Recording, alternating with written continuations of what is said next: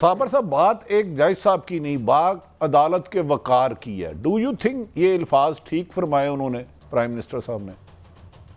कल से भट्टी साहब, इससे भी ज्यादा संगीन बात कल जो तकरीरें हुई हैं उसमें वजीर आजम शहबाज शरीफ साहब थे, बिलावल भुट्टो वजीर खारजा थे, आज ख्वाजा आसफ साहब थे, और जो इसहाक डार वजीर खजाना ने जो बात की, उन्होंने कहा जी अगर इलेक्शन नहीं होते तो नहीं होते, अगर हमने 4 महीने नहीं करवाए, 6 महीने नहीं करवाए, क्या क्यामत आ गई?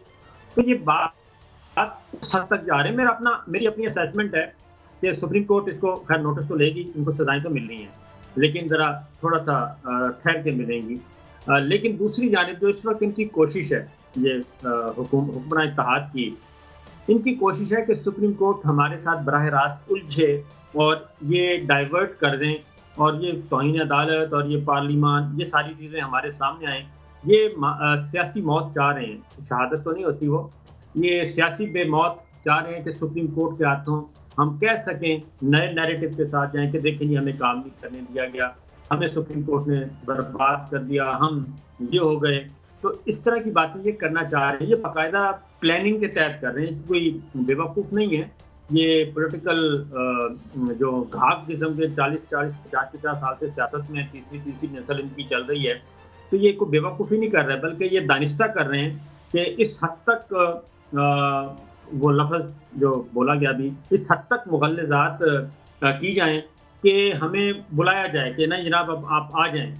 मेरा अपना ख़्याल है कि सुप्रीम कोर्ट का विज़डम को मैं तो नहीं चैलेंज करता, वो आएँगे और ज़रा ठहर के आएँगे। कुछ और चीज़ें अभी इनकी होनी हैं, वो ज़ाहिर हो अच्छा जाएँ, शहजाद उसके भट्ट बाद साहब, प्रोसेस शुरू होगा। बाबर अवान साहब ने जो फरमाया कि ये तौहीन अदालत की भी आखिरी स्टेज है, साबर साहब फरमा रहे हैं आएंगे, लेट आएंगे, शायद हम उस रास्ते पे खड़े हैं जहां किसी गाड़ी ने आना ही नहीं।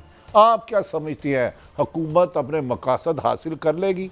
ये जो गुफ्तगू सारी मोहतरम आपने पार्लियामेंटेरियन की आरिफ सुनी। साहब, आपकी बात दुरुस्त है, लेकिन इसको तस्वीर के दोनों मुझे देखने होंगे। पहला सवाल तो ये है कि ये आइन का मसला है, बिल्कुल दुरुस्त फरमा रहे हैं बाबर साहब, लेकिन आप इसको दूसरी नज़र से भी देखें कि पाकिस्तान एक बंद गली में जा रहा है इस वक्त। तो ऐसे हालात में मेरे ख्याल में क्या सुप्रीम कोर्ट या किसी भी इदारे के पास इसका हल है? हल तो सिर्फ सियासतदानों के पास है, और सियासतदानों ने ही मिल बैठकर जो है वो देना है। शहजाद भट्ट साहब, आइन की सरबुलंदी और आइन की हुक्मरानी, आज क्या कह रहे हैं? इसके बाद आप और साबर शक्कर, मैं फिर जरा चाय पीने जा रहा हूं जी, सुनाइए आज क्या फरमा रहे हैं। आइन को बनाना, आइन में तरमीम करना, ये पार्लियामान का इख्तियार है। अदलिया को आइन रीराइट करने का कोई इख्तियार नहीं, ये हो नहीं सकता।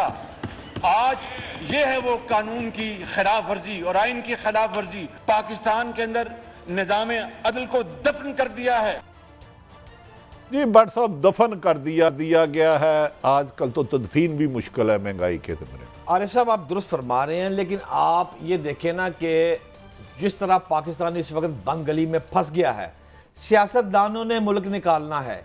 शहबाज शरीफ ने आज इत्माद का वोट लिया है, 180 पड़े हैं। अब जस्टिस मुनीब ने जब कोर्ट में बैठकर कहा था, उस वक्त के बाद इत्माद का वोट लेना पड़ गया। अब सवाल सिर्फ ये है कि इस हालात में कौन निकालेगा इस मुल्क को? क्या आप समझते हैं साबर शाकर साहब कि सिर्फ अदलिया या कोई इदारा ही काम करेगा? कैसे होगा इसका फार्मूला?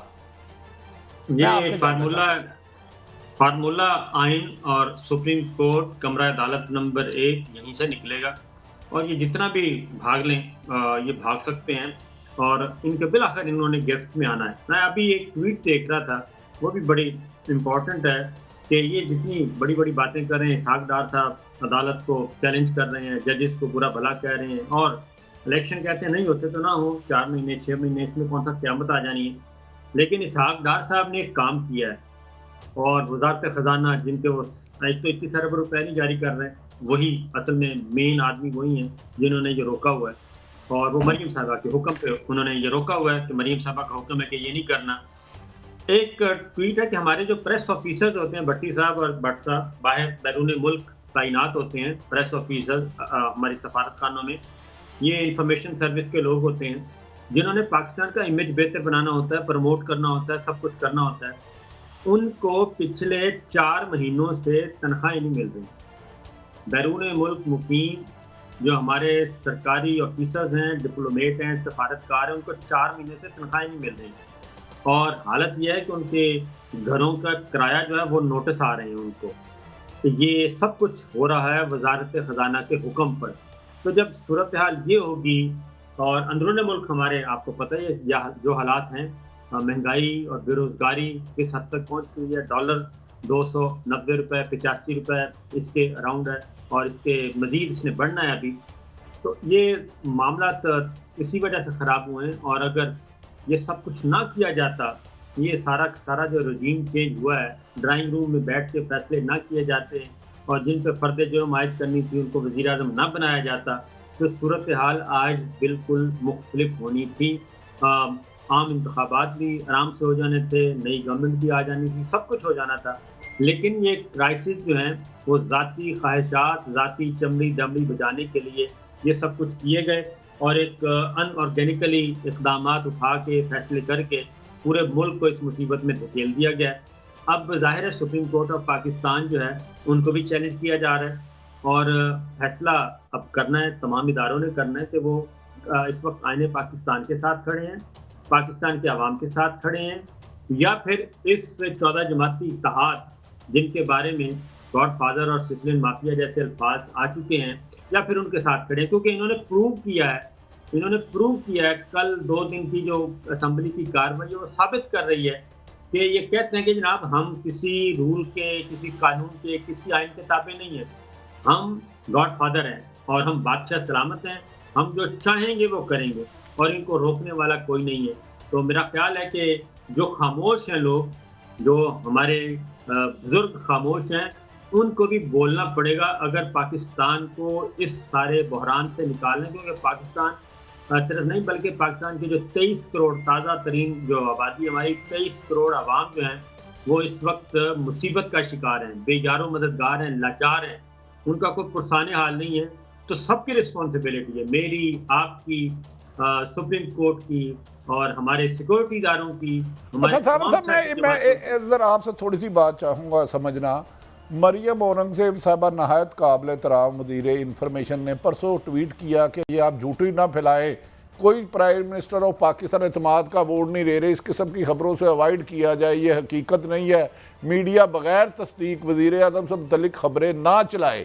اور آج اچانک ووٹ بھی لے لیا، اس کا کیا ہوا ہے؟ کوئی 1-2 دن میں کوئی بڑی ڈیولپمنٹ ہوئی ہے پچھلے 72 گھنٹوں میں؟ نہیں، انہوں نے تردید اس لیے کی، خبر تو صحیح تھی، خبر جب باہر آ گئی تو انہوں نے نمبر پورے کرنے کی کوشش کی. بھٹی صاحب انہوں نے کہا کہ نمبر اگر پورے نہ ہوئے تو ہمارے لیے تو مصیبت بن جائے گی، تو اس لیے انہوں نے خبر کی تردید کر دی. پھر ذرا آج کھانے شانے کا اہتمام کیا گیا، اور آج انہوں نے نمبر شو کیے ہیں جو کہ چیلنج نہیں ہوئے. 180 نمبر انہوں نے شو کیا ہے، اور اس وقت پارلیمان کے اندر یعنی کہ اسمبلی کے اندر اپوزیشن کے ارکان موجود تھے. تو یہ ان کا نمبر تو ٹوٹل 173-74 ہے، اور ان میں سے بھی ایک کی ڈیتھ ہو گئی، اور اسپیکر صاحب نے اناؤنس کیا کہ اگر وہ مرحوم مفتی صاحب ہوتے تو آج ہم 181 ہوتے. تو انہوں نے اپوزیشن سے جو وہ لوٹا ووٹ ہے 63 والا، وہ لوٹا ووٹ لے کے انہوں نے اپنے نمبر شو کیے آج. صابر صاحب میں سو رہا تھا، میری جاگ کھل گئی. میری اطلاعات کے مطابق اس وقت جو آج اعتماد کا ووٹ ہے اس میں حکومت کا زیادہ ہاتھ نہیں ہے. اکٹھے کچھ اور لوگوں نے کہا، کچھ لوگوں نے فرمائشی وپر بھی دیے تھے ہم حکومت کے ساتھ ہے. لیکن خیر اس کی تو مجھے نہیں پتا. شہزاد صاحب آپ صابر صاحب سے کوئی سوال کرنا چاہ رہے ہیں؟ صابر صاحب جو ان کا کھانا ہوا تھا اس پر 178 افراد تھے میری اطلاع کے مطابق. بعد ازاں قومی اسمبلی میں 180 کا فگر سامنے ووٹوں پہ آیا، پھر راجہ ریاض اور ایک جماعت اسلامی کا شخص بھی اٹھ کے چلے گئے. تو آپ 180 کا فگر آ گیا ہے، اب تو کبھی تعریف بھی کر دیا کرے نا. اب تو ووٹ انہوں نے دوبارہ لیا ہے، سیکنڈ ٹائم منتخب ہوئے ہیں، آج تو بنتا ان کا کہ نہیں بنتا؟ یہ ری ٹیلی کاسٹ ہو رہا ہے سارا جو کچھ بھی ہو رہا ہے، اور ری ٹیلی کاسٹ میں آپ کو پتہ ہے پھر معاملات کس طرف جاتے ہیں. اب تک تو وہی چل رہا ہے. 1 سال پہلے جو ایک ڈرامہ سیریز چل رہی تھی، آج 1 سال بعد بھی وہی ڈرامہ چل رہا ہے، اور ہر قسط جو ہے وہ ری ٹیلی کاسٹ ہو رہی ہے اب تک، اور اگلی قسطیں بھی ری ٹیلی کاسٹ ہونی ہے. تو بھٹی صاحب اس کے بارے میں آپ کا کیا خیال ہے؟ دیکھیں، منگل والے دن کئی تخت گرائے جائیں گے، کئی تاج اچھالے جائیں گے. آج رات ایک اور میٹنگ ہے اور جس کی آپ رات کو نشاندہی کر رہے تھے.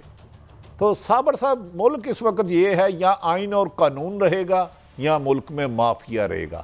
اب مزید معاشی تباہی کے دہانے میں اتنا سیاسی عدم استحکام کے ساتھ آئین پاکستان اور چل قانون نہیں ہی چلے سکتا. گا بھٹی صاحب پھر.